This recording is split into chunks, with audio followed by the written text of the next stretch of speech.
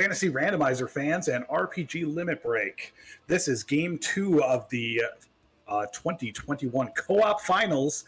It is Spellzap and Danny on the Crescent Lake Party Planners versus Luffy DV and Shumbabi on New Kids on the Block. This is game 2. New Kids took the first game. Joining me in the booth, DVS. How's it going? I'm doing good, man. Doing good. So tell me a little bit about the history of these teams through this tournament. So it's really a history of kind of the old versus new. Like it goes down as Danny and Spellzap being one of the most renowned co-op teams that we've seen, and Luffy and Shumbabi are both relatively new to the game, but they've really torn through not just in co-op but also in previous tournaments, partially by just the ridiculous amounts of practicing that they've done. And I mean, neither of these teams have had a particularly easy go through.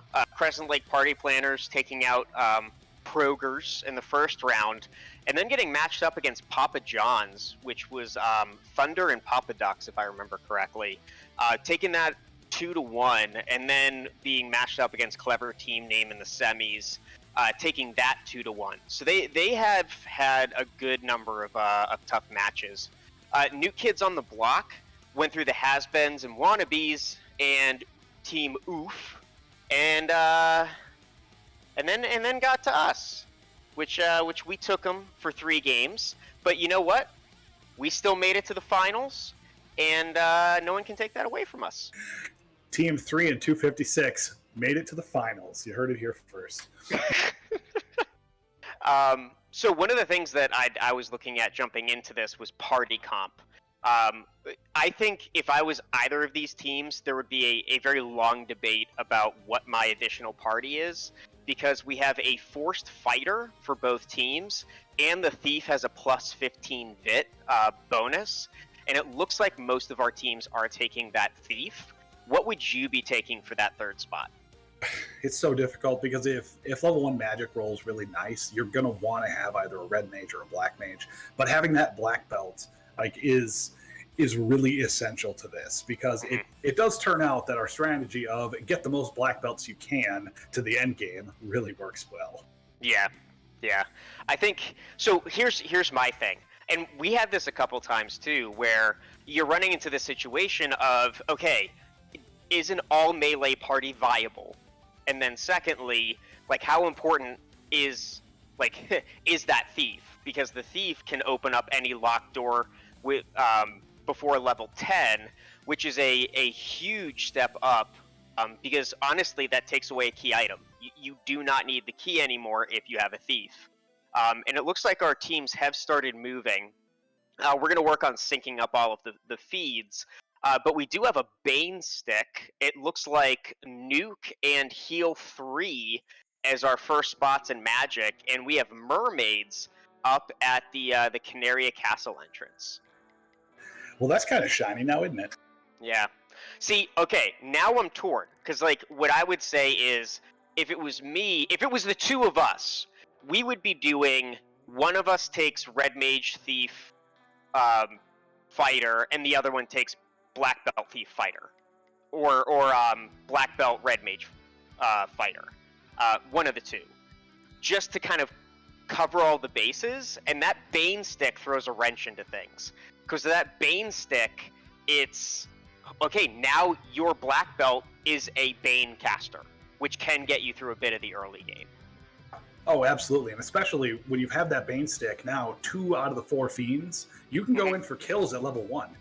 Right. I thought I saw on Spellzap's screen, we found an Oxgale, and was that a defense sword? Or was that something else? I definitely saw the Oxyale. I don't know if it was the defense sword, especially since with magic being shuffled, I don't know what spell it would have picked up. And yeah, so it looks like it's weird because we're kind of sitting right around Canaria, where normally you're going to see our teams spread out quite a bit. So I'm kind of curious which directions each of our teams are going to go. Yeah, I mean, Mermaids is a huge dungeon, but sitting in the Canaria and the Canaria Castle until the 2-minute mark is something that's really rare. This flight set. Though I will hand it to them that I will hand it to them that getting a lot of this early money is going to be super helpful for them. Like finding hopefully some early gear. I wouldn't have everybody be opening every single chest, but at least getting that Oxyale and maybe something good starting. But it looks like we do have an ice cave on Shumbabi's screen. I think I saw him heading up towards Temple of Fiends. So we might have Temple of Fiends being ice cave. Luffy making his way up to Matoya. Spellzap following in Shumbabi's footsteps, going to dive this ice cave. This is going to be the vanilla incentive item, if I'm correct. Yes, I believe so. Not the vanilla trap tile, but the vanilla incentive item. And to answer the question in chat, so we get it out of the way, I rolled this devious RNG. So the thing about devious RNG is that RNG can be quite devious. Meaning, it looks like you got heal 3 and nuke at level 1, but who knows what garbage is hiding for you around the corner. And hopefully we'll find some nasty garbage for y'all to keep you entertained throughout this seed. Oh yeah, the other shoe is going to drop anytime soon. As you have learned. As you have learned, my friend. I think I saw Titans West on Luffy's stream. Yeah, that would be the Provoca entrance.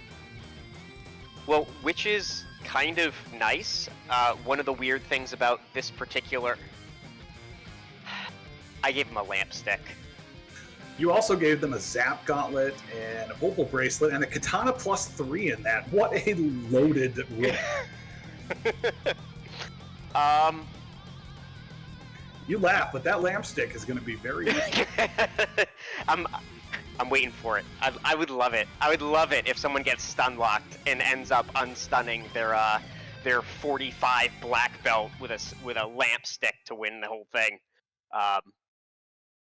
But as I was going to say, the Titans West is unique in this co-op flag set because typically in FFR we have a flag that moves the Titan so that the Titan blocks off the entrance from Titans East and Titans West. But with this flag set, that's not turned on, which means that if you go through Titans West, you can actually loot out the key item in that dungeon, which is why you've seen both of our teams dive that early without getting the ruby. Luffy DV finding Sky 2, but just pushing through, not opening any chests, finds the armory floor. That's an interesting play. Oh my, that's an Agama tile. That's 3 Agamas. Okay, so maybe this is a jet seed. I have to start putting myself before the evils of potentially giving these guys a very nice quick seed. Well, those Agamas seem to roll up, but if you look down Spellzap's screen, the 2-pack in ice. Ooh, he just found the rod as well. That was a Gurmadusa tile. Yeah. Now. So we have some good grinds here. And a ribbon +4 next to the rod in the 6-box chest. Yeah, there's a lot of good early loot. Now, what I was gonna say, and you're looking at Shumbabi do that. Agamas are typically weak to things like Nuke and Bane, Zap and Bane. So that Zap Gauntlet and that Bane stick are actually going to make this a very lucrative early grind for our runners. You know, DBS, when I told you to save all your luck for the finals, this isn't what I meant.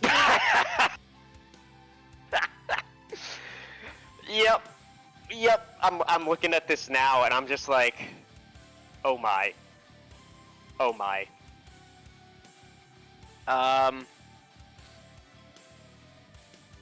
Okay, I gotta get my head back on the right track. So, boxes. For those of you who don't know, there are 3 loose items in our flag set today. So with those 3 loose items, they could be in any box around the world, and so trying to keep track of which dungeons you have cleared and which ones you haven't cleared, which ones have a vanilla key item and which ones have a randomized key item, ends up coming into play because you have a lot of different things to keep track of all at the same time. Was that Elfland Castle? I didn't catch that, but I see Danny sitting on Kraken's floor, and that is absolutely one of the fiends that you want to be seeing right now in this early game. Oh, I'd take that chance. I'd go and try to get a nice Bane off. Oh, absolutely. I mean, that's... So, again, for those of you who might not have been tracking with us, with these finals, the way that experience scaling has been set is that it's 100% scaling for each orb that's lit. So in order for your experience growth to increase, you have to kill fiends. And the reason that Tiamat and Kraken are the 2 that you really want to see early is because they can die with some of our insta-kills like Brack, Bane, well, primarily Brack and Bane. And the fact that our runners have a Bane stick to start with means that you can kill Tiamat and Kraken with 1 shot every single, like, very, very early on.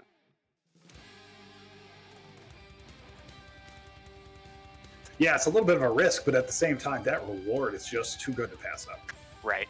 I mean, especially like when you're looking at Shumbabi doing this Agama grind, which seems like a very lucrative grind. At the same time, there's no, like, that experience buff is going to start to play in. How long do you take this grind before, you know, it starts to become too much time for not enough reward? Like, do you take this grind to 10? Do you take it to 15? Do you just leave the grind and try to search out a Tia or a Kraken to get that first 100%? These are the kinds of decisions that kind of take co-op, and especially in the finals, to that next level of you have to be familiar enough with your party and with your partner to really know when's the right time to stop this grind and when's the right time to continue searching on and try to find another fiend. It looks like we saw Shumbabi wipe out those Agamas because they do have a little bit of a higher magic defense. They weren't going down to Bane. It was, 15 to 20% chance on them. Mm-hmm. It's not great. No. But, yeah. You know, we've seen, though, not personally because we were playing against them, but we've seen in the tournament Team New Kids on the Block taking early grinds and it really paying off for them. Mm-hmm. Yeah, especially when you're at a place that you can, you just hunker down and it seems like it's not enough experience at the beginning, but it's getting you those levels to survive. And as pointed out in chat, here's Lich, and Lich is most known for being susceptible to Cake, but as Luffy just showed you, Lich is also susceptible to Black, or to Zap, and they get a, looks like a Ninja as their reward. Let's just scoop up this Katana +3. Mm-hmm. I mean, if you don't find your black belt, that's your end game. Right there. You know, especially with the +15 Vit, like one of the weakest aspects of the Thief is the fact that they have such low health at high level. With that +15 Vit, you're getting a lot more health as you gain those levels. So that is a very beautiful first character to pick up, and I'm really not surprised to see Shum already diving down to pick up his ninja. Absolutely, but as we see on the scoreboard, New Kids on the Block strike first. They have 1 of their 4 orbs lit. It looks like Crescent Lake Party Planners, I don't believe they found Lich. They did find Kraken, but decided not to take a swing at it. Mm-hmm. Plus, they also found another ribbon and another katana sitting in that armory. We do see Danny here on the waterfall, but I haven't seen NUKE kids find this entrance yet. So maybe Danny's going to find something here that's going to give them a little bit of an edge. Spellzap finding those Agamas, and we'll see if he ends up trying to take an early dive of this as well. I would be very surprised if he tries to take this. Yeah, it looks like he was just trying to get to that one box, and once he got his run, he's like, I'm out, and we are gonna check somewhere else. Danny running into unrunnable mud goals. Gross. Yeah, well, thanks to that level 1 NUKE, there goes those mud goals. And she was wiped on her first dive here into the waterfall, so we still don't quite know what that robot holds, but it does look like Spellzap found that entrance to Lich, and I wouldn't be surprised if we see a Lich attempt from Spellzap in the next couple seconds. What is he doing? This is terrifying. Everything's fine. Everything's fine. You only need... Oh my goodness. You only need 8 hit points. That's unbelievable. What is this? This is ridiculous. Absolutely ridiculous. I think, okay, if there was an elevation, like if Spellzap could be any better at this game, if he could have achieved godhood at Final Fantasy Randomizer, this cements it. Single-digit thief with a zap sword, no big deal. No big deal. No big deal. We're only gonna get turn order and a first turn hit of zap. That happens to everybody, right? Gosh, we are all tied up 1-1. Mm-hmm. Now, it's okay. So let's go back to that Agma grind, because we've seen Luffy and Shum spend some time on this Agma grind. Spellzap saw it right away.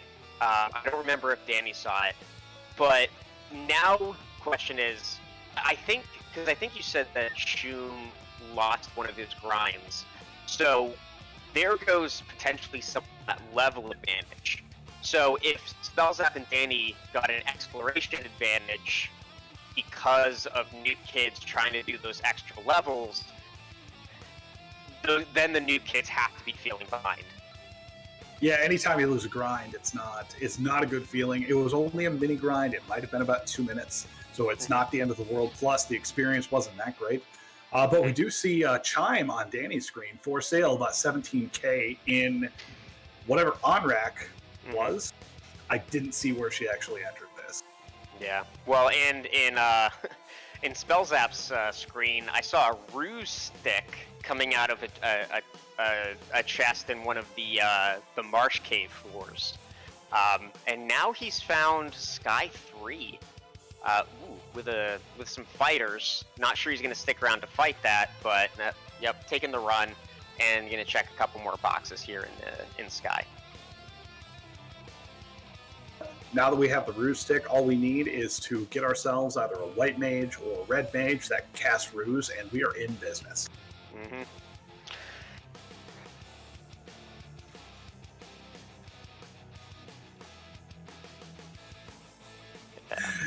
Crabcake's pointing out Danny is the town finder here.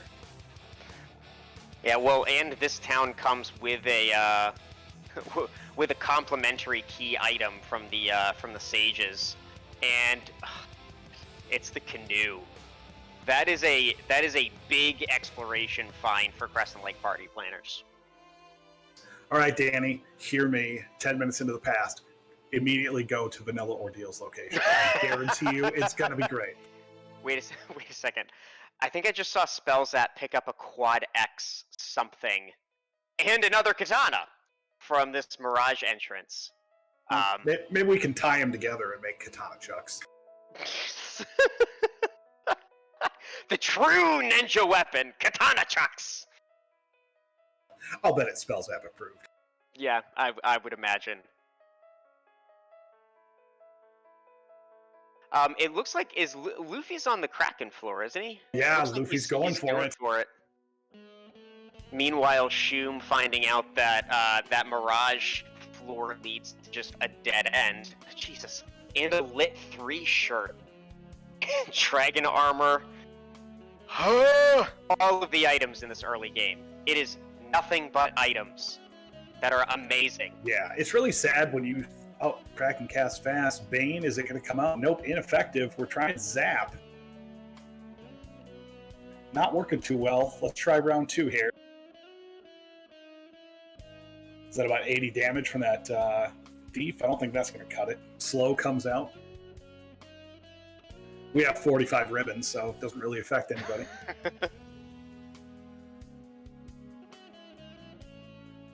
I was going to say it's terrifying. Like, I would probably use the lit 3 shirt here because I don't trust Zap to kind of go out. But this is probably the only time. Oh, and terminated. Whoa, 2-1 lead for New Kids on the Block, taken out with a Bane Kraken.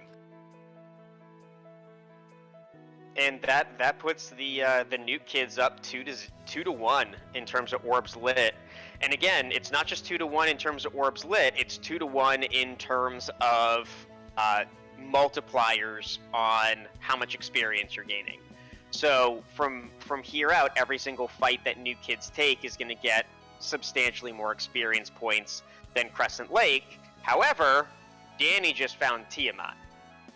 Sorry. I'm sorry, did you roll a 30-minute seed, DBS? Maybe. So we just got to find this this loot, and since we have loot and carry, and that's it. Oh, and Temple of Fiends, we could probably use that. But hey, remember, we haven't found Toph yet, but remember, there's still the possibility of this being an hour and 20-minute seed, and guaranteed from this moment on, Danny and Spellzap, who know where 3 out of 4 fiends are, have to be thinking, if we don't finish this within like 40 minutes, then we've done something wrong. So if they start running into hiccups, if that last fiend, if Carrie happens to be locked behind Rod Locked, which is locked behind Cube Locked, which happens to be in a loose box in the corner of some god knows where floor, then this turns into a completely different game. Danny going in for seconds against Tiamat. Finds the back of Tiamat's hand very displeasing. And I like this plan. I like her getting out of there. Nothing is going to be served. You only had 2 shots with the Bane stick. It wasn't working out. Come back later. So I guess this is the question of exploration versus orb lighting. Like, I feel like I desperately want to just take out Tia and Kraken. You take out Tia and Kraken, you have your one shots. Just hit him, and eventually it's gonna land. It might take you 5, 6, 12 dives, but then it's over and done with, and you can just focus on everything else. But you're right, exploration, you need to be able to find your progression. And if you're not worried about taking levels right now, then it really doesn't matter how many orbs you have lit. As long as you know what places they all are and can get there relatively quickly, I'm sure it's fine. Right now, Spellzap isn't looking for levels. He is somehow trying to survive with 46 hit points and a solo thief with no healing potions because Danny has been hogging all of the towns. Luffy found a game-changing item.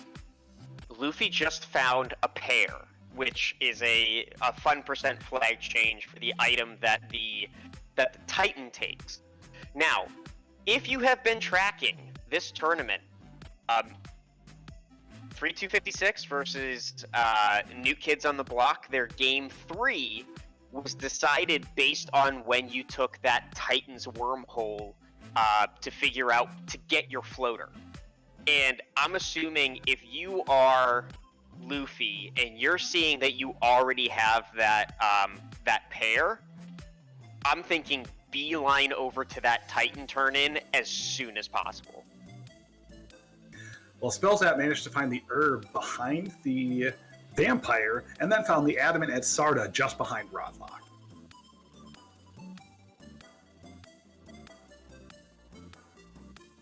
And I don't believe we found dwarves yet. But we also really haven't been navigating too far out of the way of the inner sea. I'm seeing Shum walking away from like the marsh northwest area. Spellzap's coming from there as well. I don't think we've seen anyone head down towards the Cardia Isles, but it looks like Shum is going to be our first runner to do this herb turn in, and we'll see what we get. The loot coming from the Sleeping Prince. I do have to give my tip of the hat to Spellzap for checking all of the pots in Sarda's little warehouse. Mad props. Jeez, but we have the loot. We have 2 fiends killed on New Kids on the Block side. We have thieves, and once they hit level 10, they're going to be able to open any of the key locks. We know where 3 fiends are. All we need to do is find Carrie and Temple of Fiends, and we're good to go. So to talk about that key locks, Shumbabi has his thief already up past level 10, so he went and checked the key locks over in Elfland and found another Lit 3 shirt.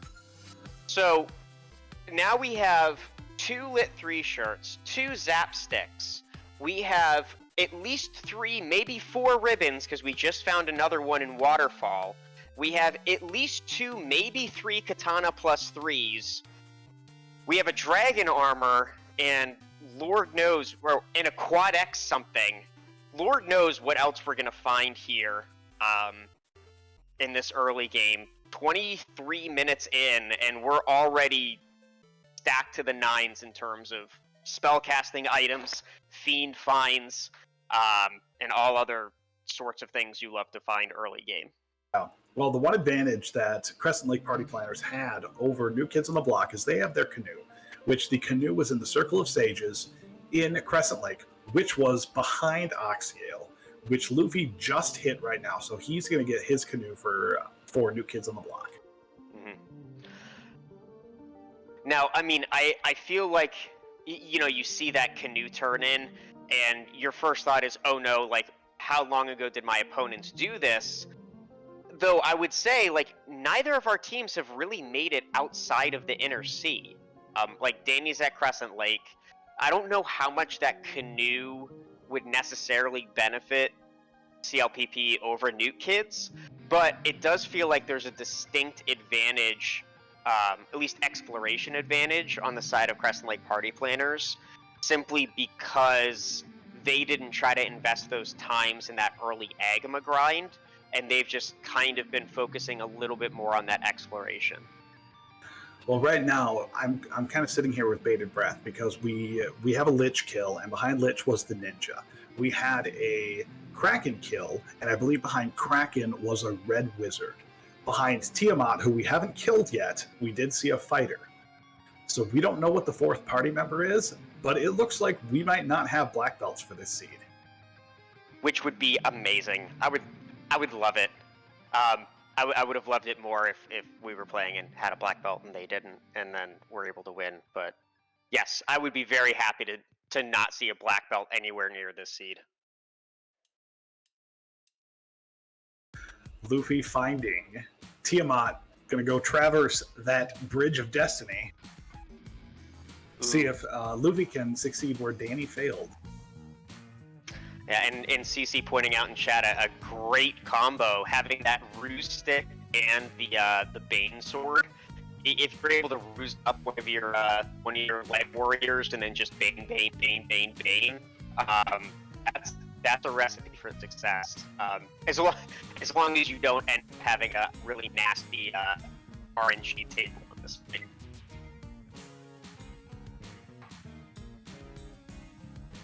Well, Spellzap is the first one into Ordeals, so that means I am on Team Crescent Lake Party Planners. I was just gonna say, they found your favorite place, my man. Wonder what's gonna be there. And it's the youth and probably the floater. Yep. Yeah, I'm feeling it. I'm feeling it just for you.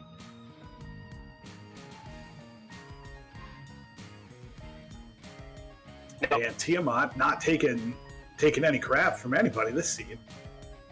Yeah, I mean, but at the same time, Luffy's Light Warriors are standing strong. Nukes have been coming out pretty strong.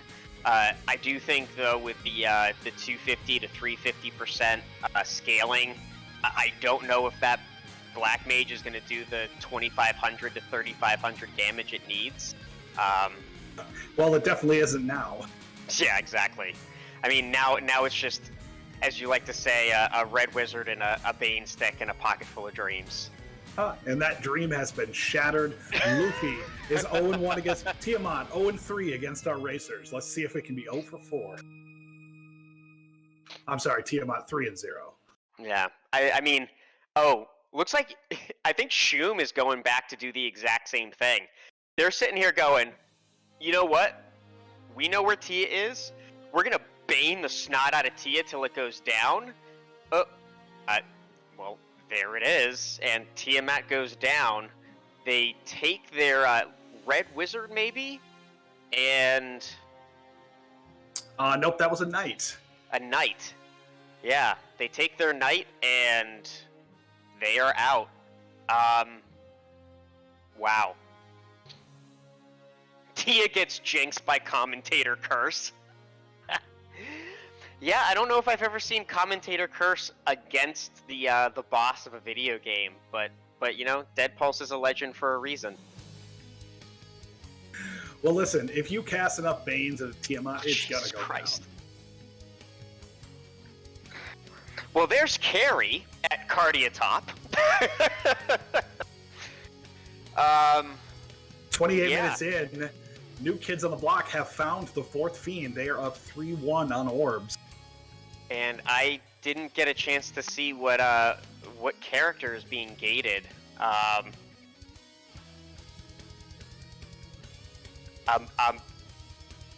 waiting. And it is a Black Wizard. So we have a no black belt seed today. See? The shoe hath dropped, my friends. The shoe hath dropped. If you think that that's the shoe drop, we have Ruse Sticks. We have Katana +3. And we have that is nuclear, nuclear, Cure 4. It's possible. But I don't know if we've seen Cure 4 yet. We don't know if it's learnable by the night. Oh no! I was talking about like Tia or Carrie. Oh, I see. Because we have the double dragons. If Carrie and Tia 2 both roll nuclears, and one of them has Cure 4, I mean, that's gonna be a bad time, no matter who you are. This match is scheduled to be done today. I don't want it done next Tuesday. God, I mean, this match may be scheduled to end by 9:30, the way it's going right now. And 92 hours in. But yeah, Spellzap just looks like just took down Carrie, and we have, you know, they know where Water Orb is. They know where Tia is. For Crescent Lake Party Planners, it's just a matter of finding Temple of Fiends, and as of yet, we have not found it, but I swear, Dead Pulse, if it's right here, I'm blaming you. This isn't me. Okay, it's a dead end. Good. Yep. Vanilla Ordeal's dead end, just like I thought it was going to be. Right. So I think we still had that chime that was for sale, so we can go to Mirage. We can go to Mirage. We can also go to Waterfall. We can go to Onrak. We can go to Gaia. We can go to Lupa Town. The only locations that we are not able to go to are Sarda / Titans West and a bunch of the Cardia Isles. Now again, let me remind you, this happened literally in Game 3 of the semifinals, 3-256 versus New Kids on the Block, where the wormhole from the Titan was what hit the floater, which was required for finish the game. Luffy's sitting here with this ruby. We know where Titan's West is. Have not seen where the wormhole goes. So we have Canaria Castle at the waterfall location. Spellzap going to be opening up this locked room, because who needs a key? Mm-hmm. Who needs a key when you have ninja? You know ninjas. Historically known for being able to open doors when they reach level 10. Oh, and another lamp stick.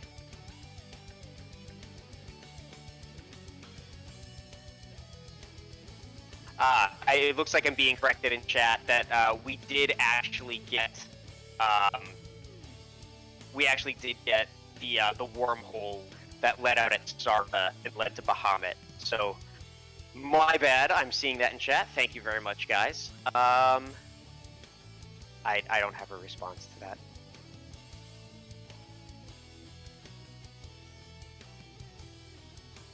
So this brings up this kind of brings up a good question of who's in the lead, and I don't know if that's an actually accurate question, simply because all of our runners know where all 4 fiends are. We're about to have NUKE kids on the block, assuming this fight goes well, taking out that 4th orb. And getting the floater from Astos. Do not forget that. Yeah, I'm seeing that now from chat and hearing you.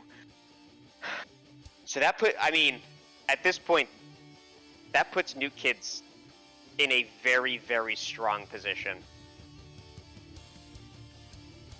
Ooh, and finding Naga Waters here on this tile.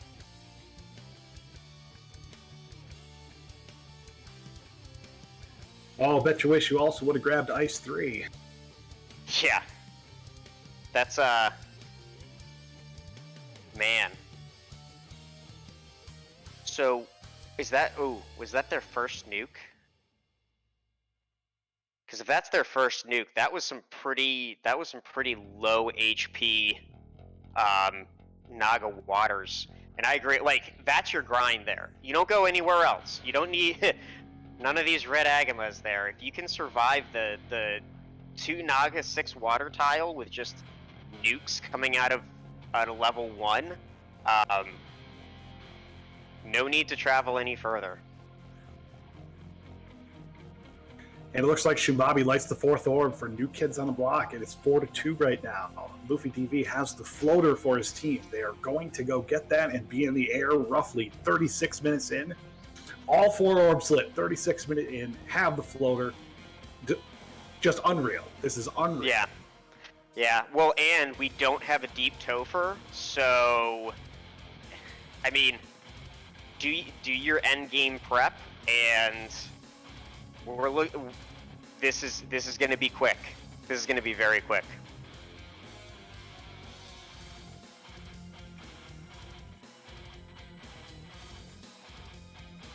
Even faster than anticipated. 35 minutes, 23 seconds in the air for Shumabi.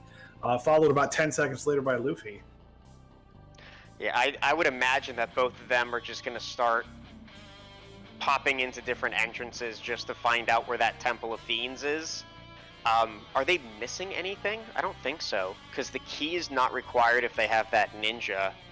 They have the loot already, so all they need to do is find Temple of Fiends and then peace out.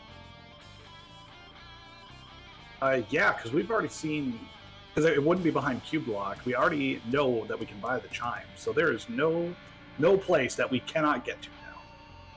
Yeah, really, it's a matter, right now, it's a matter of find Toph and find your grind.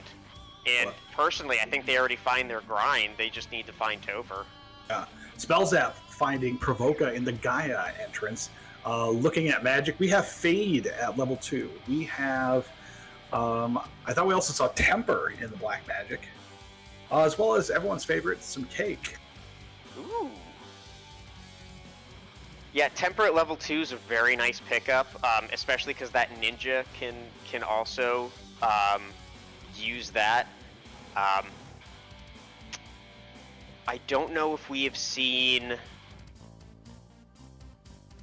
don't know if we've seen Fast or Saber yet. But those are kind of my other two things I look for with black magic. And yeah, but I'm a little curious why NUKE Kids is sitting here on trying to find these other locations when really all they need is Topher. Oh, the tail. Oh, I guess that makes sense. I suppose it would be, because we don't know where Fast landed. I think we did check some of the level 7 shops, but we do want to fill out our magic, and Fast is going to be one of those things that I think is going to be required to get through this in a reasonable amount of time. Yeah, I mean, there's still that possibility in the end game for I mean, again, something crazy to happen. We do have the double dragons as our final boss, and which means that they have to fight Tia 2 and Carry 2 simultaneously. So really, anything can happen when those spells get swapped up, and we're not gonna know until NUKE Kids decides to finish off their Topher, but Luffy DV at less than around 28 minutes, with 4 orbs lit, has found Temple of Fiends, and now it's up to NUKE Kids on the block to decide where do we grind, how far do we grind, what else do we need in order to confidently dive into Topher. It looks like he's checking. Carry didn't have any spells. Lich has Nuke and Cure 4. Kraken, I missed part of it. Tia has Crack and a moderate amount of HP. With all of the ribbons that they found, that isn't going to be the most ugly Topher that they've ever seen. Oh, you know what? Maybe they're looking for Elf. Have we found Elflin yet? I have not personally seen it, but maybe chat could correct me if you have. Because maybe NUKE Kids is looking for Elfland instead of, and that's why they're doing their continued dives. We did see that CLPP has turned in their crown to get their floater, and Spellzap and Danny are still checking their entrances, except they're using their speedboat instead of using an airship. Speedboat is best boat, that's all I can say. Speedboat is absolutely best boat. One of those brilliant flag pickups. It changes so much. It's so good. That's all I'm going to say. I mean, back in my day, we had to hand crank the boat. Back in my day, we had to push B to run. But I like what Spellzap is doing, checking the trap tiles here just to find something a little bit better. We do find Lefane. And I think we do have the slab translated. We get a crystal out of this.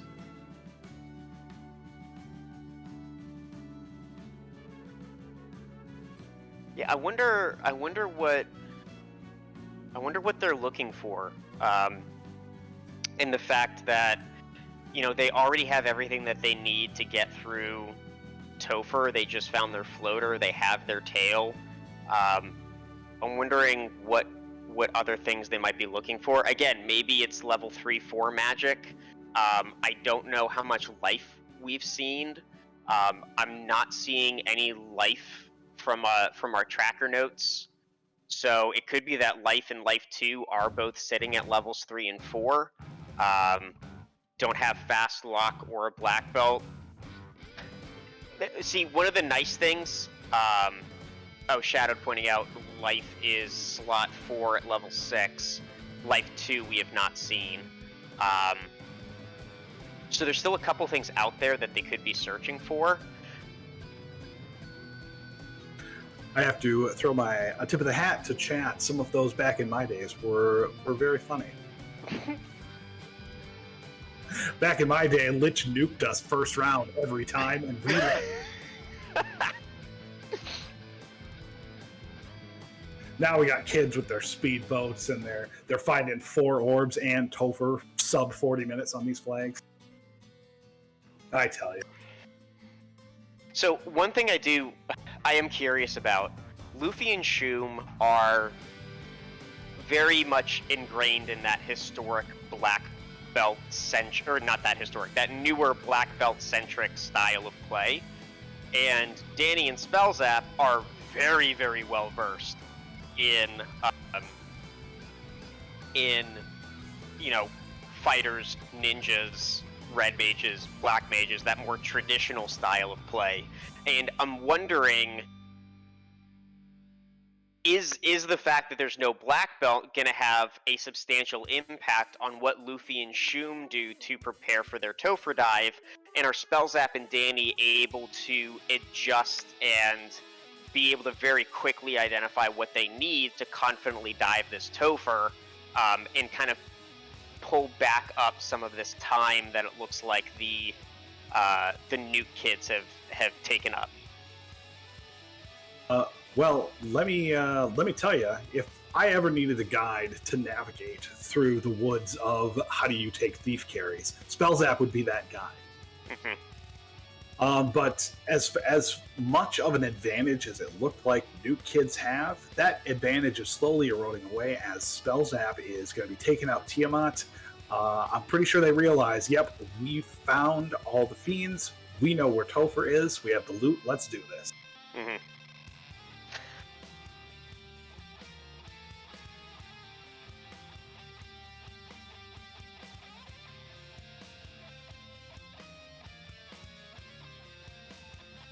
And yeah, Saracen pointing out that Danny's going to need to take the ninja from Lich. That's a very good idea. We're not looking for the key. We're done. Spellzap having some problems trying to take on Tiamat. Tiamat did not appreciate going 3-1, trying to go 4-1 here. But I'm pretty sure we're rused up and getting a couple of hits, and there goes Tiamat, 3-2. 3 orbs on the board for Crescent Lake Party Planners.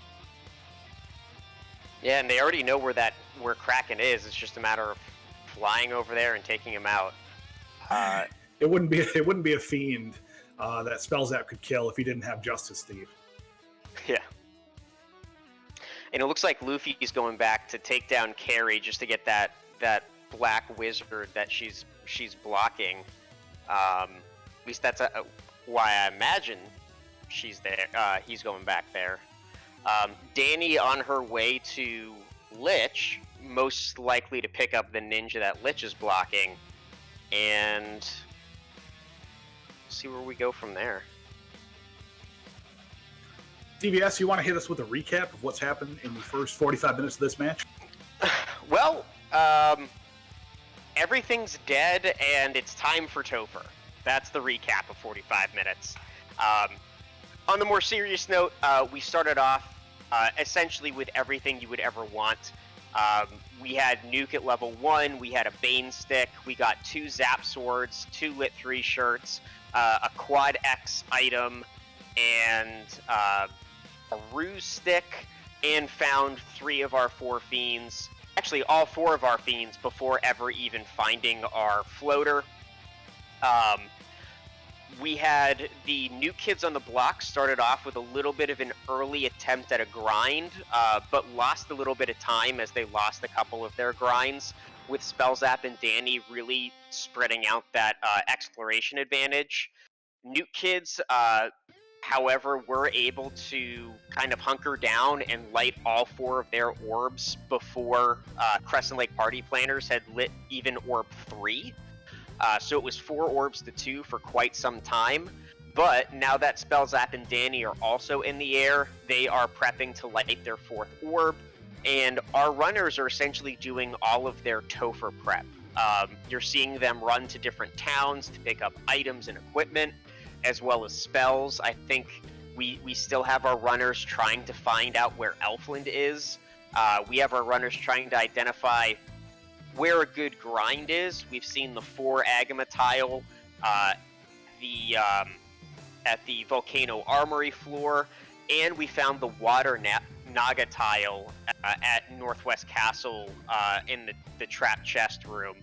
So right now it's kind of a scramble. What you're looking at is all of our teams trying to, as Spellzap actually finishes off Kraken 1 to light the 4th orb for Crescent Lake Party Planners, now's really the time where you've got to check off the box of what are the things that we absolutely need to survive, where do we find our fastest and most efficient grind, and just get into Topher as soon as we can. Spellzap is going to go for the Medusas that were right on the 2 chest side over here. And I can't believe it. DVS, we are 47 minutes in. Everybody is doing endgame prep. Mm-hmm. This is going to be a race. If NUKE Kids on the Block take it, they will have swept Crescent Lake Party Planners in the finals 2-0 and become the new champions. But Crescent Lake Party Planners can force this to a game 3. Yeah, it looks like Spellzap is still looking for where he found that Medusa tile. Danny not far behind. Shumbabi sitting here on this Agama tile. And Luffy is flying around. I don't know exactly where his end location is. It looks like he's just picking up some extra spells from Canaria. But I'm sure he's going to be looking for that grind location as soon as he's done picking up these spells.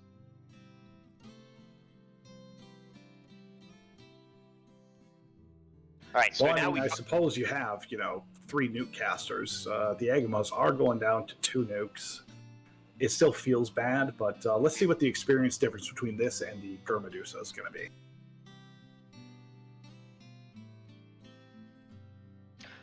Well, not to mention that, but also starting level. Shumbabi was level 26, I just saw, and Danny was at level 21. I don't know exactly where Spellzap is at, but that's going to be a factor as well. We do have NUKE Kids starting out a little bit higher in level, but if they don't find the efficient grind, it's not going to take that long for Crescent Lake to catch up. It looks like a little over 10,000 experience here from these Medusas.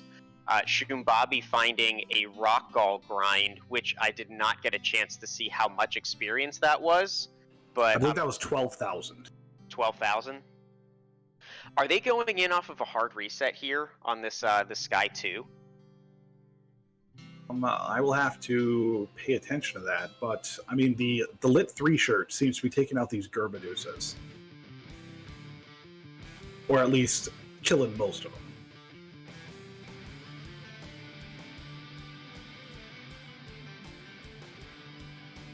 Yeah, I feel like right now with every minute that goes by and NUKE Kids are still trying to put their final plan together, Danny and Spellzap are just going to sit on these tiles and just keep grinding out levels, and they're already up towards level 29, I think 26 there on Danny's characters, so they're catching up. And it is not going to take long for NUKE Kids to give away their entire lead just from these fights here. And based on what we saw, I mean, Kraken is probably going to be a little bit of a gatekeeper, but I didn't see Carrie nor Tiamat scaring me too much. Like, if I were looking at this, I would say, oh, all I have to do is get through Kraken, I'll probably be fine. Like, to me, this right here is a turning point moment. Shumbabi sitting here on the Naga water tile, and if these Naga waters go down to even some of them to 1 nuke, others to 2, this is so much better. That was 16,000 experience with only 1 Naga and 5 waters. There's still the possibility for a 2nd Naga and a 6th water. Here's the first nuke coming out. They're still standing, but it definitely looks like with 2, maybe 3 AoE casts, it's going to take down all of these Naga waters. And this grind here for Shumbabi is, I think, absolutely the best grind available right now. And if they can just sit on this and barring any unforeseen circumstances, Shum's going to pick up enough levels pretty darn quick. He may have to reset out to, or I mean, he may have to exit to get his magic charges back because he's only going to be able to take 2 or 3 more fights. But that's a small price to pay for this excellent grind. Yeah, well, it's also a matter of how many floors down it was. I'm not sure how far down he had to go. Dark Moon pointing out, wasn't able to see how many the Agamas were, but Dark Moon's telling us it's about 12k for those 4 Agamas, which is also a very good grind. It looks like from what we saw from Luffy, this Northwest Castle grind was the first floor on the Matoya Cave entrance. So that's a very quick spot to be able to just exit out, drop a house, and then jump right back in.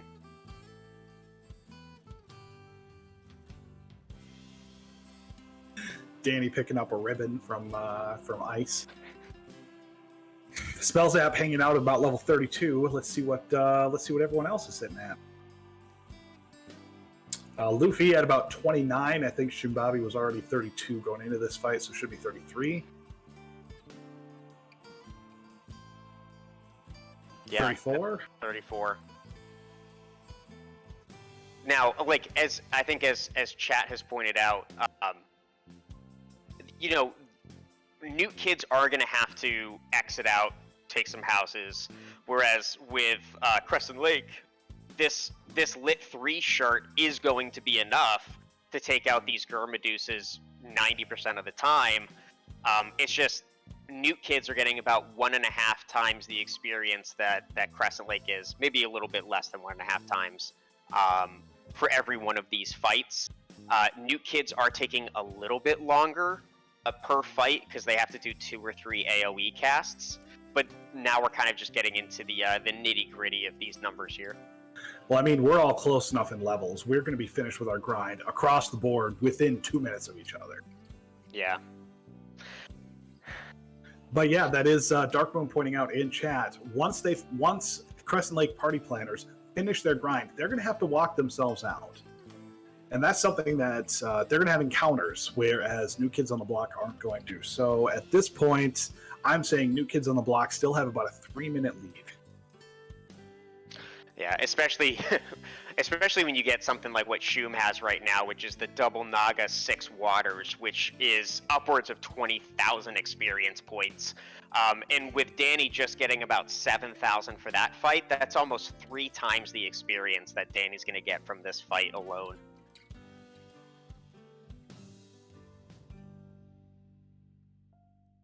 Yeah, 21,800 experience.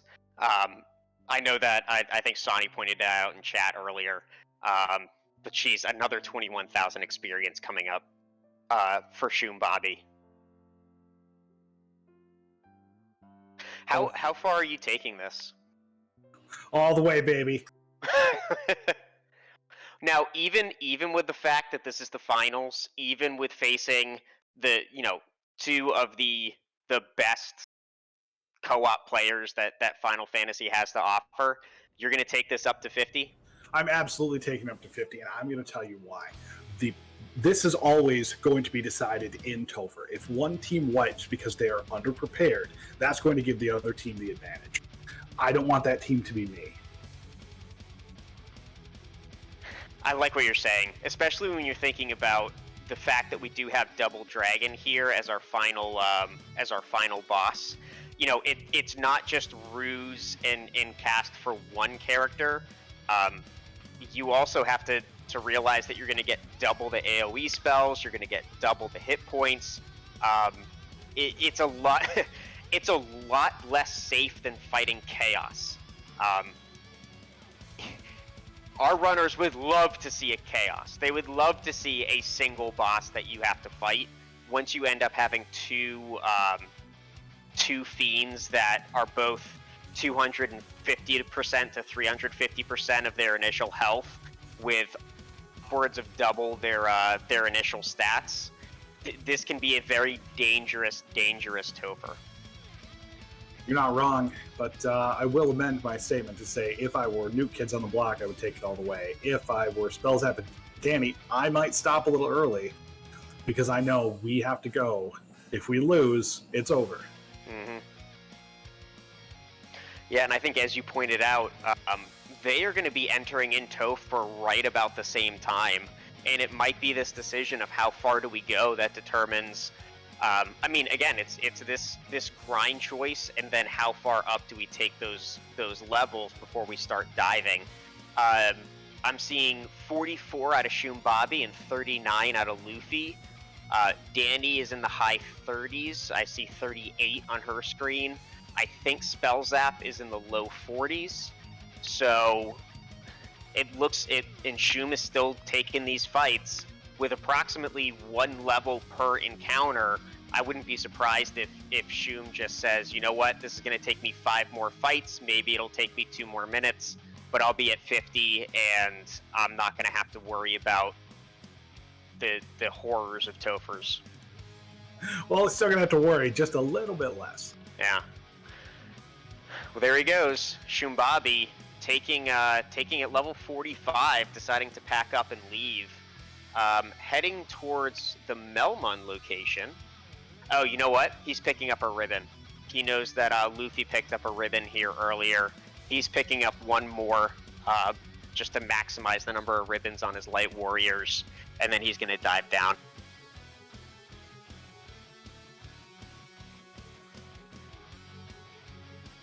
Do you know what Spell Zap's going for? I don't remember what's at that particular location.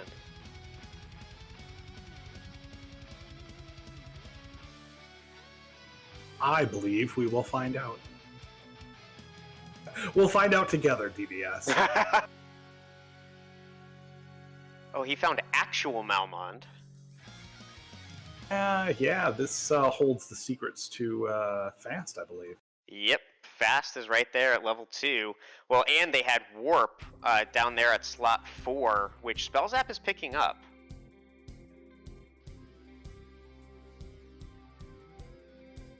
Hey, you know what? Why not? Yeah.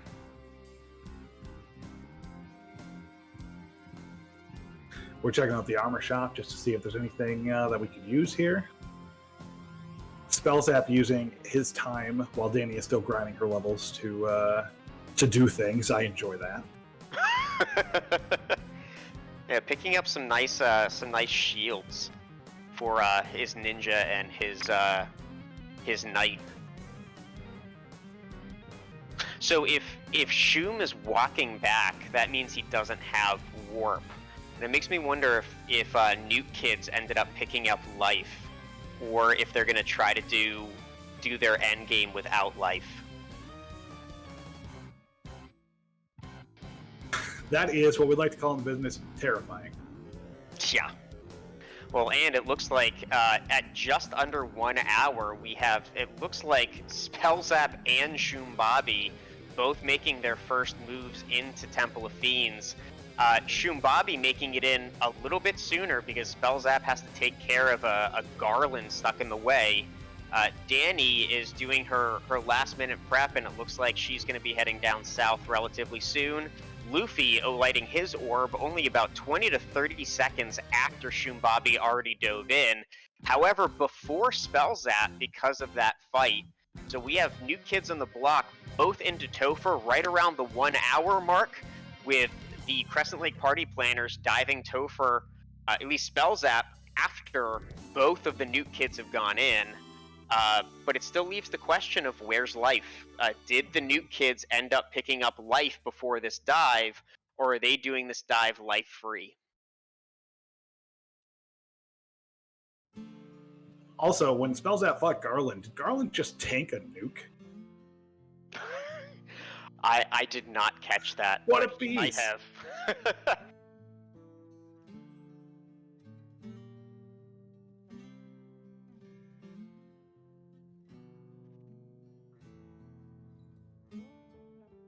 The anticipation is starting to build now. NUKE kids on the block, both members are about the same spot. We're 1 floor away from Lich 2. And they are both 5 bosses away from being crowned champions.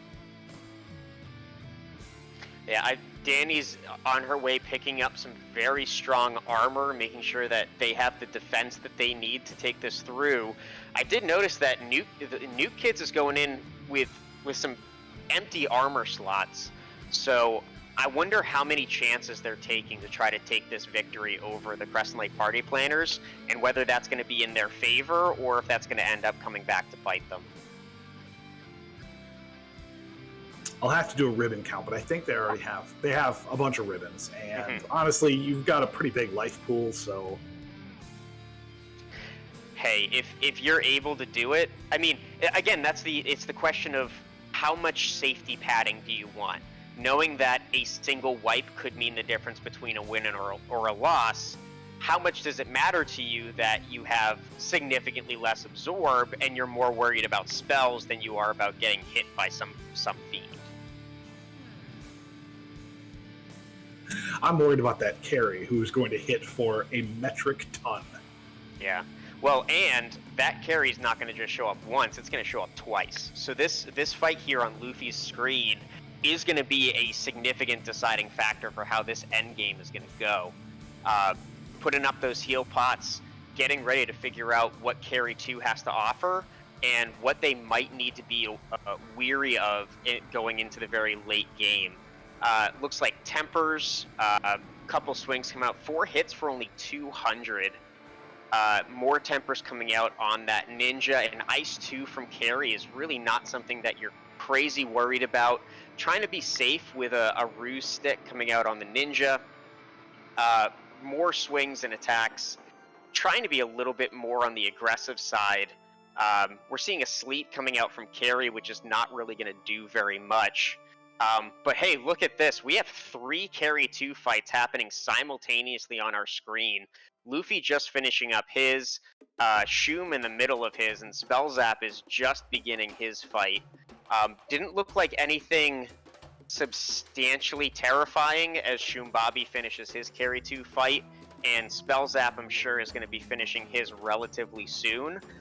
But those are the kinds of spells that you want to see come out of a carry 2 that you're going to see at the end game. Things that are very low damage or a status effect that is not going to be much to worry about with all of those ribbons. Oh, DVS, I'm ready for her to put on her boxing gloves. Yeah, I mean, is the shoe going to drop, or is this going to be the fastest scene that we have seen so far in this tournament? Oh my, and Danny is just making up time, going into the Lich 1 fight, just 2 floors behind the other 3 of them. This is becoming a race. Yeah, well, and we're seeing the Nuke Kids starting to show their nukes, taking a lot of these fights. Unrunnable Gursharks and Wizzahags here on the carry 2 floor. It looks like most of our runners went in off that hard cycle, so they're all going to come up with these kind of gross encounters. But I like using these nukes. They're probably not going to need very many of them at the end game as they're buffing up that Ninja, and we'll see how well this goes. Ruse Stick, Fade, couldn't see if that was Nuke or Temper.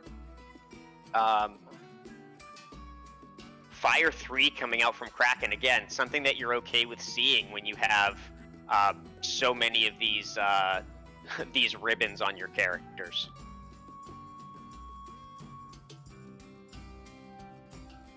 We've got a trio of Kraken fights going. And almost a carry 2 fight.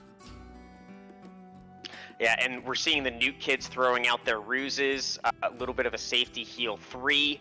We're seeing some locks come out. I didn't quite catch how many hits. Yeah, that's only 2 hits for 412. So these lock casts are very, very useful here from the Nuke Kids. Trying to increase those number of hits is gonna substantially increase the damage, even more than those zaps are going to.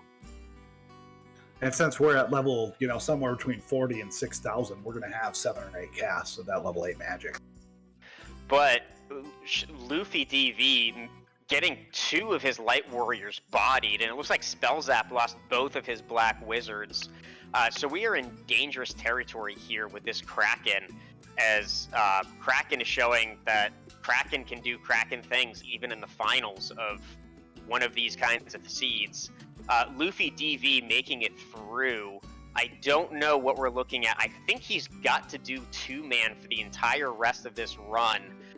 If Kraken 2 is the gatekeeper, then Luffy has a strong chance. Spellzap losing his knight, but still has his ninja, trying to decide if he's going to move on. It looks like he is going to move on, try to just temper up and take on Tia as best he can in this end game. But it wouldn't be Spellzap if he wasn't killing fiends with just a thief.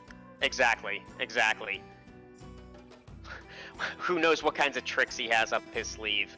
But we do have it looks like slow 2 is not something that you want to see coming out of Tiamat. Especially, and that god-awful chance that it ends up hitting and you're doing one swing. Oh no! I think it just hit on Spellzap. Yeah, I think it might have too. Oh, That's we not have to good. reset out of this. He's doing 116 damage per swing. Fire 3, 116. Ooh, a nuclear coming out from Tia.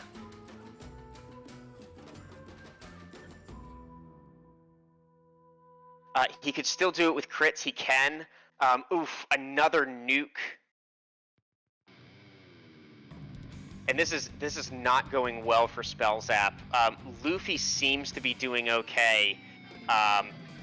Shum has 3 out of 4 Light Warriors still standing, which is the best of any of our other runners. And there goes Spellzap taking a death to Kraken 2. Now, Luffy DV taking out Tia 2. And really, now it rests on the shoulders of the new kids on the block. Luffy going to be the first runner to end up fighting these double dragons. Shum Bobby is going to be close behind. Danny sitting on Kraken 2. Spellzap on dive number 2. And this is going to come down to whether or not new kids can survive this fight. Oh, it's going to be rough when you have just a thief or just a ninja and just a knight, but Luffy DV going to try it. Mm-hmm. Well, and as JLo7 points out in chat, we did see a nuke and a nuclear coming out of that Tia 2, which means that could happen at any point during this fight. And do you focus on that Tia or do you focus on carry? Both of our fiends are throwing out those early level magics that you're not really worried about. That was a Bane stick coming out from Luffy. I wonder if that was a misclick. But a Blizzard's not really going to do that much. We have heal 3 trying to keep it safe. I'm wondering what his plan is here. As Shum Bobby is also diving in. We've got Ruse at least coming out from Shum Bobby. Temper, and slow 2 on the Knight. I wonder, that Knight is using Zap or the Bane stick. I think just throwing out a hope and a prayer to give that Knight something to do while trying to rely on that ninja to do most of the damage. This is terrifying. Danny getting through with a solo thief. We have Luffy. Down to a solo thief. 1-on-1 against Tia 2. Well, and now for Luffy DV, it's solo. It's a Tia versus a ninja, and it looks like the same thing for Shum Bobby. Shum Bobby has 2 light warriors to Luffy's 1. There comes the nuclear from Tia. I'm not sure if they saw that before. 4 hits for 600. It is a hope and a prayer here for Luffy DV. Luffy DV taking out Tia 2. He is done. Shum Bobby, it all rests on him whether or not these 2 light warriors can take out that Tia 2. Tia 2 coming out with a fire 3, not going to do much damage. All he has to do is survive, and with over 700 hit points, even that nuke or nuclear coming out from Tia 2 is not going to be that much of a trial when it comes to these 2 characters. We'll see what Shum is able to do. There's the nuclear coming out for 300 some damage, still standing on those light warriors. We have some potential heal pot strats just to make sure. Oh, and there's the nuke, bringing this down into very dangerous territory here for Shum Bobby. Lit 3, we've got more of those heal pot strats. really trying to make sure that that melee character is able to survive. 4 hits for not much damage. It's only one more Light Warrior. There's a tornado. Throw, and Shumbabi goes down! One boss. They were one Tiamat 2 away from clinching the title, and they dropped it. Oh my goodness. Oh, that's got to feel terrible. Wow. Oh, this just keeps getting crazier and crazier. We are 1 hour, 11 minutes in. Luffy DV, first on stream to finish. Shumbabi, right at the end, just gets hammered by Tiamat 2 and the Double Dragon. Now it is Crescent Lake Party Planners' game to lose, as we have Danny on the Double Dragons, down to a solo thief, wing and a prayer. Spellzap coming in for Kraken 2. Full party, hoping to survive with more than just the one character he had before. Shumbabi went out. It looks like he picked up Temper for one of his last Light Warriors and is making his second dive. As Spellzap picks up that Kraken 2, and you have Danny now facing her Double Dragons. Her Ninja's the only one up. There's a nuke coming out of that Tia, then a punch. That Tia 2 is down, but Danny's party goes down, and she's going to have to reset max out. evade. That was a crit through max evade. Danny wipes out.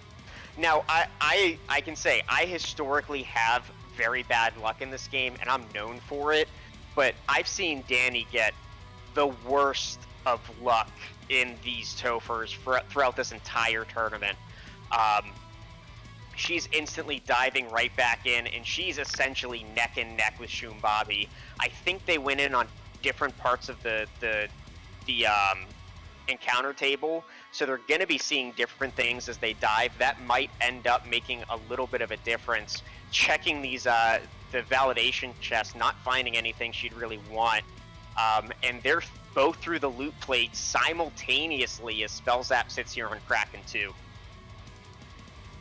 Spellzap having one of his black mages getting just torn apart by Kraken, hoping that he can have 3 characters going into Tiamat 2. Yeah, and with resting on those 2 black mages, there's no hope for that life sitting there at the bottom of level 6 magic. Doesn't look like either of our teams are really putting much focus into it. They're going through with speed and power, and there goes Spellzap through Kraken 2. Still has 3 out of 4 Light Warriors up, and we're going to see what happens as he heads down to take on Tia 2. That Kraken cast fast just before Spellzap defeated it. Jeez. Wow.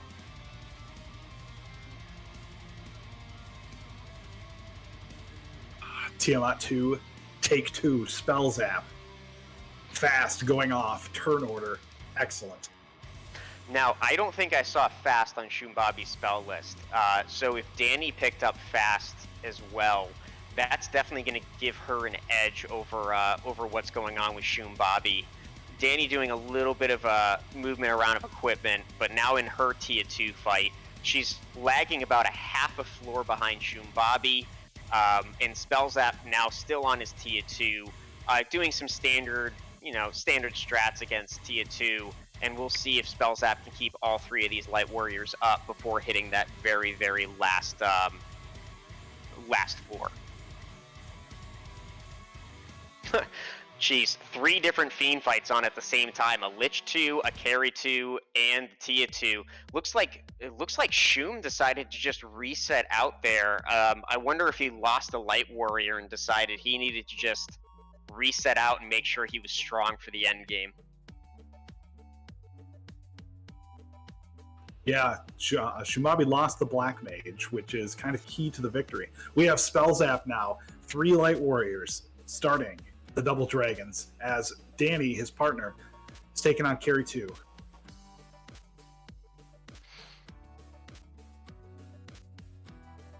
And here we go with Spellzap taking on the 2 Fiends at the end of this game. Already casting spells, which is not necessarily what you want to be seeing. Swings out from Dan. Dan is looks like hopefully rusing up. Danny is throwing out some of those tempers. The Fast is hitting on that Ninja. Tiamat doing a little bit of punching. We are seeing swings and tempers, hoping to just get the damage up. I think I want to say that Spell Zap is more worried about getting the damage multiplier up than he is about ensuring the safety of that Ninja, which makes sense because you want to try to get these fiends down before they're able to get to that part of the spell list with nukes and nuclears. We'll see if the strategy works as that Black Mage goes down, and now it's just 2 fiends versus 1 ninja. Oh no! Oh no! Did that slow 2 hit on the ninja again? And Spell Zap is down. Well, you wanted that shoe to drop, folks, and here it is. Here's your shoe. Yeah. Oh my goodness! Absolutely. Take that thief out of that slot. Put it anywhere else so that slow 2 cannot or has less chance hitting. At this point, it's back in the Nuke Kids on the Block side as Shubabi takes out Lich 2 for, I'm going to say, the 3rd time. Crescent Lake Party Planner Spell Zap is making a dive back through, but Danny is headed to Kraken 2, the gatekeeper on this one, until you reach the Double Dragons, who apparently can hit through Max Evade, can slow 2 through Ribbons. They're essentially gods. They can max roll their nukes and nuclears. This is that worst case scenario where you can just walk through all 4 of the fiends by themselves, but that final boss, every time you wipe to it, it's going to be about 9 or 10 minutes to get, or somewhere around 8 minutes or so to get all the way back down there.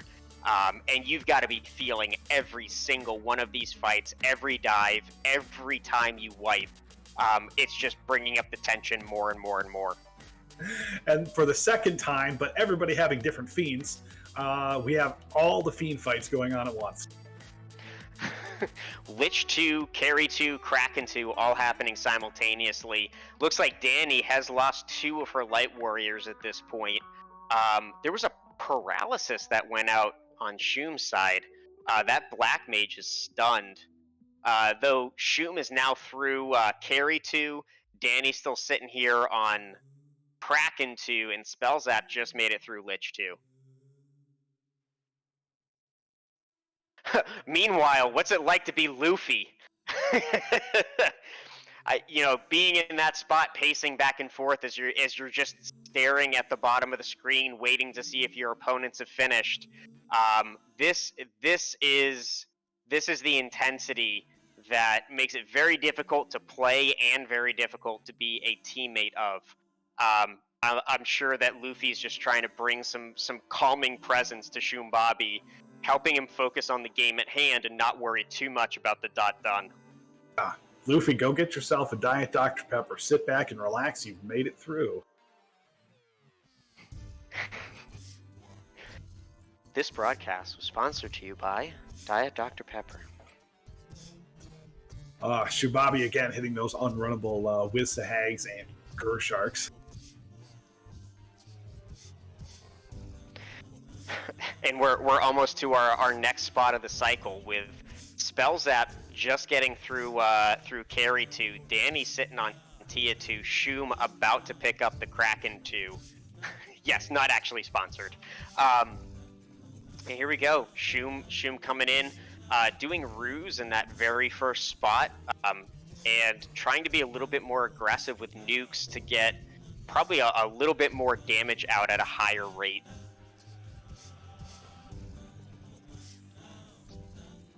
So this match for the last 20 minutes. We entered Topher just about the 1 hour mark. It's been 21 minutes since we've been in here.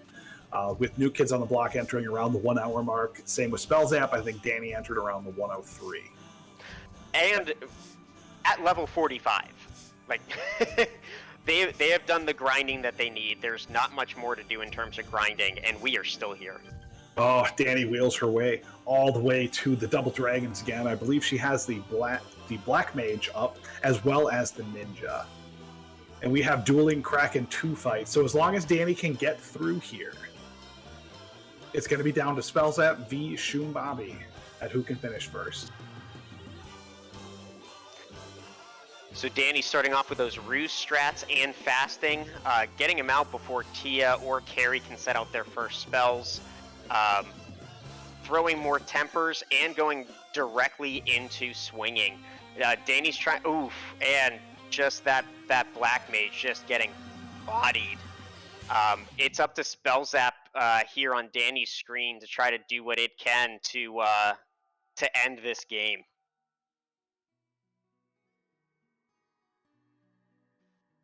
The Spellzap and Shumbabi both threw about the same time.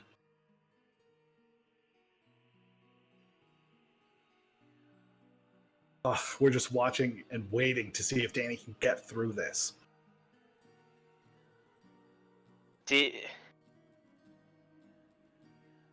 I'm trying to see because of Okay. I might have missed it, but we got Tiamat 2 down. Yeah, and now it's just a matter of whether or not Danny can take out this Carry 2.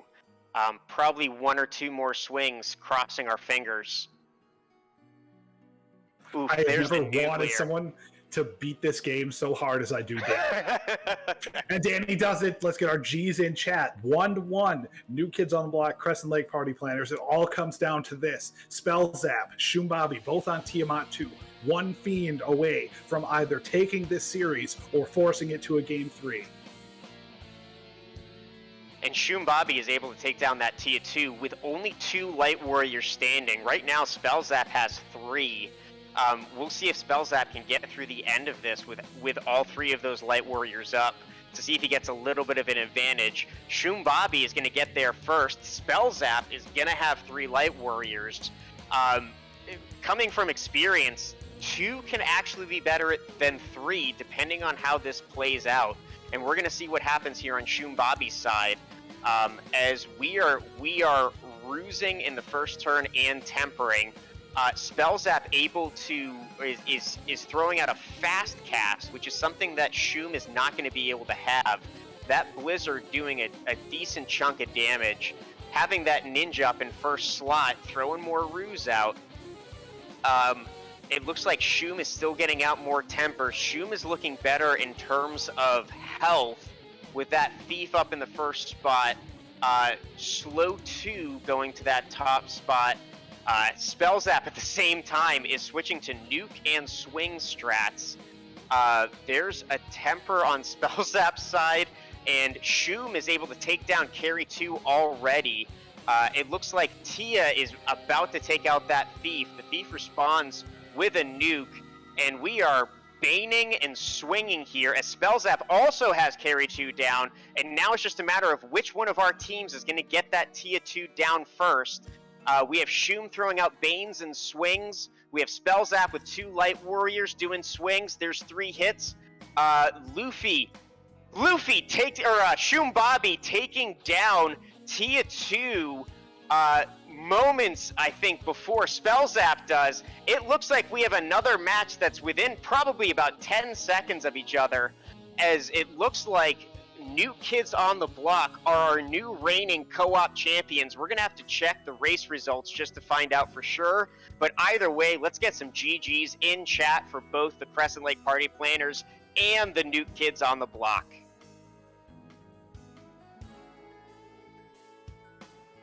All right, so what we're seeing here, according to our race room, we have a... I'm just going to say it. According to our race room, the results from our race room do not match what we just saw on screen. We're going to have to double check. According to our race room, Crescent Lake Party Planners won by 7 seconds. So, it appears that Spellzap might have been behind on his broadcast, and it looks like Crescent Lake Party Planners might have actually taken that race by 7 seconds.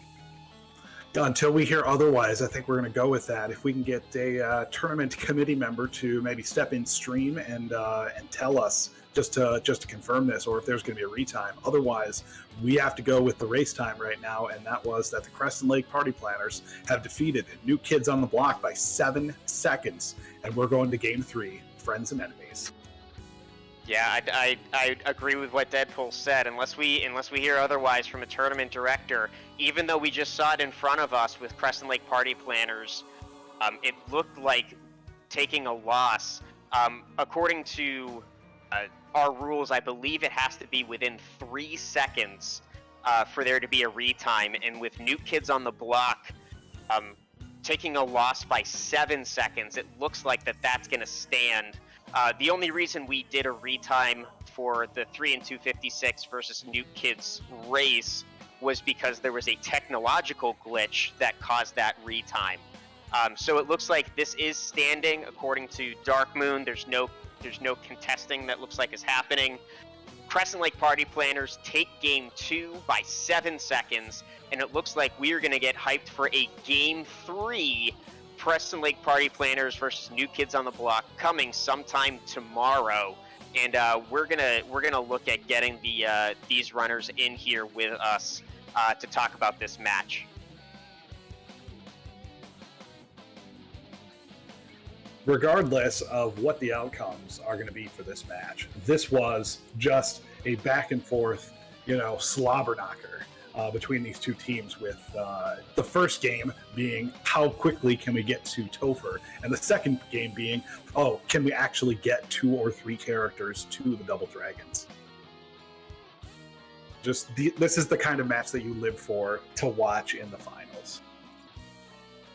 But DVS has gone off to get some more explanation, and now he's back. What if you heard DVS RNG? Yeah, they were just chatting. They saw the last couple of minutes of our broadcast. So here we have in the booth with us Danny and Spellzap of the Crescent Lake Party Planners. We have Luffy DV of the New Kids on the Block, and I'm sure Shumbabi is going to be joining us in a second. GG's to all of you. Thanks. It was fun. Hey, look, we all said thanks at the same time, too. It's like a theme, this race. Yeah. You need to stop that. It's freaking me out. Sorry.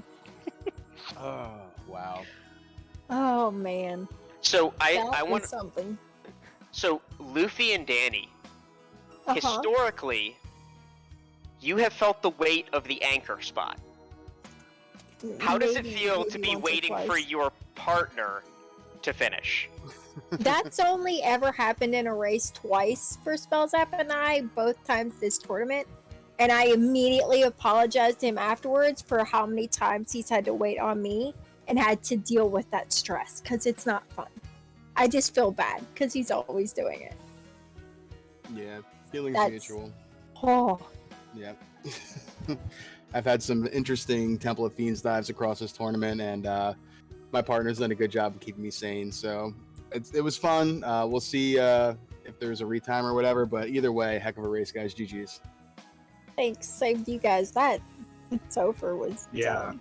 Because Luffy made it through relatively unscathed. He was able to save all of his tempers up and really hit that thief. What I want to do is talk to Spellzap about Slow 2 hitting on you 2 separate times. Well, what were you feeling at that point? Thief magic defense is a lie. So you kind of expect to get hit by it, right? Level 42, that puts you around 100-ish, not even. Yeah, so then just getting hit by that is actually pretty common. It's actually more likely you get hit than not get hit. Well, the one time it was absolutely devastating on that first Tiamat fight when you were by yourself. Oh, and one more thing. While we're here, Spellzap, can you tell me why you tried to take on Lich 1 with 5 or 8 hit points on your thief? That was amazing.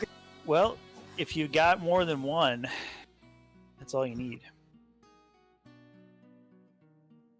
Hit points, that We is. were joking about how you took out multiple fiends with just your thief alive, and like, yeah, Danny's hogging all the towns, so you couldn't find any heal pots. That was, yeah, that was the kind of story of the middle, or like early game. I was so just droughted in healing. I just couldn't, get anything back. I was fine with resetting in that instance, so I was like, well, at this point, I've got a zap stick. Might as well just go for it, right? Goodness, DVS, you got your questions on hand? Yeah, so my first question is, okay, so we always everybody says that like they want to see evil seeds and evil nonsense in the finals. I have like a polarization with my seeds. It's either you get everything you could ever want or you get absolutely nothing. This was a get everything that you could ever want. I think the NUKE kids lit their fourth orb under 30 minutes and had their floater. How was it for your teams? I'll go with NUKE kids first.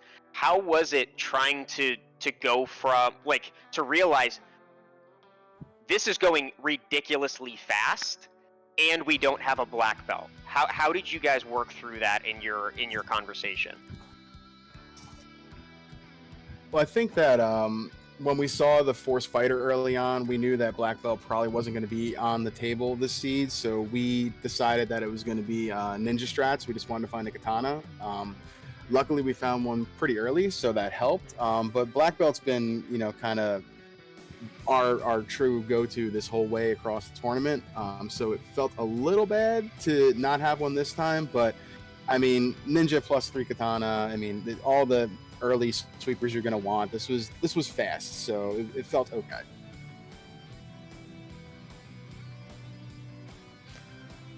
Yeah, Danny in Spellzap, how did you guys feel once you realized you were getting so many good spell casting items and seeing pretty much every single fiend within the first 15-20 minutes?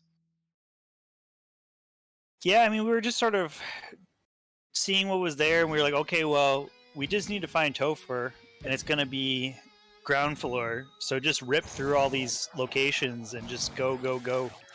Yeah, because we had the fiends, but there was some that I found I just knew I wasn't getting through, or I tried once or twice and it wasn't happening, and I'm like, yeah, I'm getting out of here. I felt not super great because I wiped out a waterfall many times. I still don't know what's in waterfall.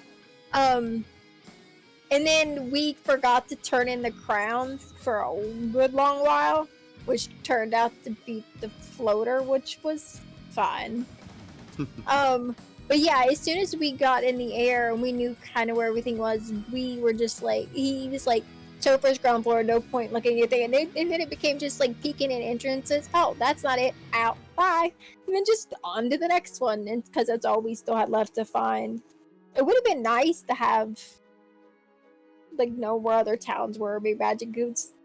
I don't think I had anything other than level 1 and I think maybe warp until right before I went into Topher. But yeah, it was an interesting scene. Even though it was super fast, it felt slow just because I wiped so many times early. Yeah, I mean, you guys spent essentially as much time in it seemed like there were 3 phases of the run. There was phase 1, which is kill all of the fiends, which took about 30 minutes. Then there was get your levels and do Topher prep, which was another 30 minutes. And then we did the repeated Topher dives, which is the last 30 minutes. So it was. I'm kind of curious, and just to throw it back over to Crescent to NUKE kids. What was that preparation like? What were you guys talking about pre-Topher dive as here are the minimum requirements that we need in order to dive Topher? So I think that we definitely wanted Temper, which we found. I think Provoca was Gaia, so that was pretty important to get. We definitely were looking for Lock too, because I saw the biggest evasion problem was going to be Kraken, and Kraken could be a problem anyway. So we found single target Lock at Gaia, which was town's entrance somewhere in Cardi, I think. So getting Lock, getting Temper felt like it would be pretty good, because with the nukes, we'd be able to take any trash pack that we came across. Definitely spent a little too much time trying to see if we could dig out Elflin, because we wanted to see if we could find Fast or maybe even Lock 2. But, what can you do? It was a good race. They raced fantastic. All respect to them. And if probably gonna have a game 3 tomorrow, so we'll give the crowd what they want. We'll see how it goes. And Crescent Lake Party Planners, I don't believe you found Elfland either. Is that correct? Nope. So while we're here, I can tell you what Elfland did have. Cure 4 was in slot 3, Life 2 was in slot 4, and we had Saber in slot 3 of Black Magic at level 3. At level 3. Well, slot 4, if it was level 4, wouldn't have helped us either because we never promoted. Like, we found the tail, but I don't know where Bahamut was. Where was Because it? Yeah, at I one think- point, I was like, we have the tail, right? He's like, yeah. And I was like, did we ever find Bahamut? Titan Nope. West. Titan Oh. West. That's right. That's Yeah. right. Oh, okay, yeah, because after I got in the air and we were like, we just need Topher and it's ground level. I peeked in there, saw that it wasn't Topher, and I bounced. Well, I think for both of your parties, like Cure 4 and Saber both being at level 3 were really the only were the two spells at Elfland that you guys could have benefited from, but it's also the whole, like, how much time are you going to spend diving random entrances in hopes of finding Elfland versus just grinding up more levels and doing some redives.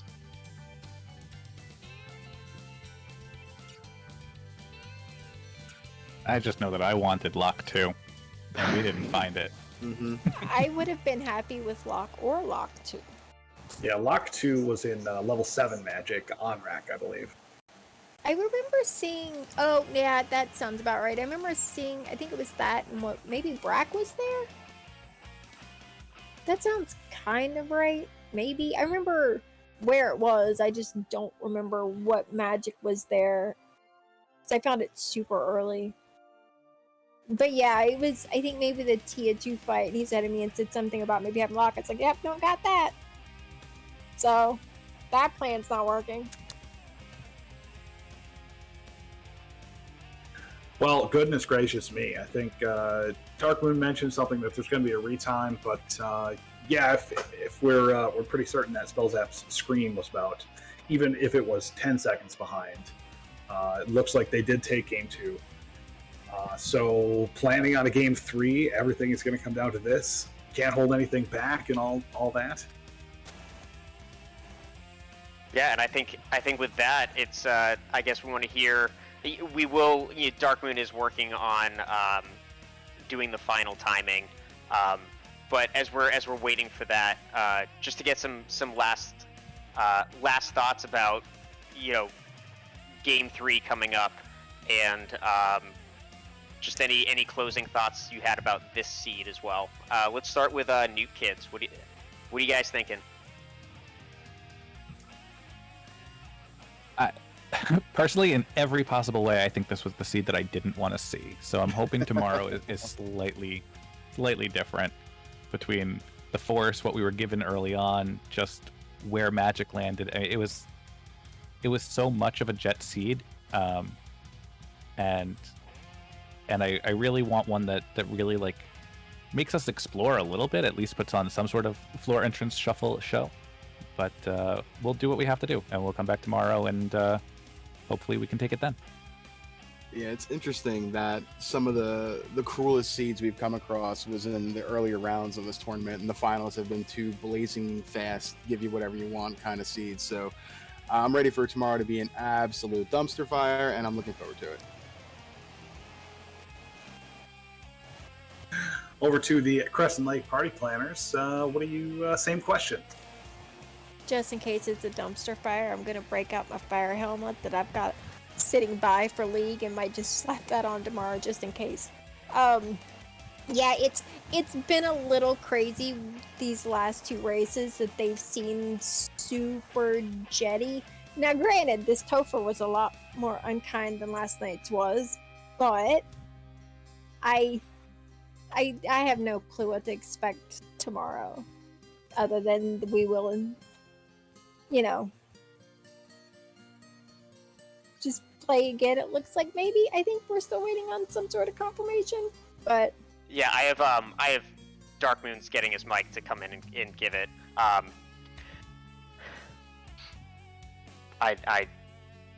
My brain just fizzled out. Yeah, well, I know, being in this position personally, we've been in this position before, waiting for this, and the last thing I wanted to do is talk about Final Fantasy during that 10 minutes. Got to take my brain off it. But maybe we won't have to talk about Big League Chew or whatever I was going to bring up, because we have Dark Moon EX, the one and only, in here. Hey. So I did the retime, and I verified both on the timers and on the actual channels, because there was some discussion about the fact that the stream was running a little wonky. As far as the streams were concerned, Spellzap won by 4 seconds. As far as the timers were concerned, Spellzap won by 1 second. And I'm going to rely on the streams over the timers in just that instance, because timers can sometimes be funky in their own regard. But regardless, in either case, Crescent Lake Party Planners pulled it out by the barest hair today. Sounds familiar. So there you go. That's the official conclusion. Big thanks to Dark Moon for running those super quick and jumping in for us. You're quite welcome. So yeah, that brings us to a definite game 3, and I guess it's only appropriate to say, hey, look, we're gonna have a game 3 tomorrow night, and with that being, I'm gonna look up the exact time. But knowing that, yes, officially it's game 3, a very, very tight race. I'll help you out real quick. It's tomorrow night, 8:30 here on RPG Limit Break. Thanks, Danny. You're welcome. So yeah, unless anyone, we've kind of already done this like closing thoughts and like kind of mulled around for a while. Unless anyone has anything else they'd like to add, we can start the official wrap up and get out of here for you to rest for game 3. I just want to say thanks to all of you guys who did crew and stuff tonight. Much appreciated. And GG to the other team. And y'all not making this easy. Yeah, I'll echo Danny's sentiments there. Thank you, Deadpulse and DVS for doing the comms, Shadow for tracking, RPG Limit Break for hosting, Dark Moon for the blazingly fast retime to kind of set our minds at ease and give us some focus. So thank you, and GG's to Crescent Lake Party Planners. We'll see y'all tomorrow. Yeah. And with that, Oh my. I didn't. Do you want to say something? Yeah, add your thoughts, Deadpulse. I've been talking a lot. Oh my goodness! Like I don't know. I don't think there's enough like Pepto-Bismol in the world to settle my stomach. Like after watching this race, it was just so exciting, and I'm very happy for both teams, just doing a phenomenal job. We couldn't have asked for a better game 2, and I know you're going to give it hell during game 3. So I'm excited to watching that. I'm excited to watch that right here on RPG Limit Break. I want to extend my thanks to DVS, the man, the myth, the legend, joining me in the booth. Don't forget thanking Sunflash Rune for the restream, and Shadowed, probably the best tracker in the world. I can second that. And yeah. Go ahead, DVS. No, I was just gonna say I'm grateful to Deadpulse. 3 and 256. We said we'd make it to the finals, and here we are. So patting ourselves on the back here for co-op finals. Just saying. Love you, man. Anywho, that was my joke. Thank you all for watching. This is RPG Limit Break. This has been game 2 of the co-op tournament 2021 for Final Fantasy Randomizer. We have the Crescent Lake Party Planners inching out the new kids on the block. And we want to, again, thank our restreamer, Sunflash Rune, thank our streamer, or our tracker, Shadowed Flames.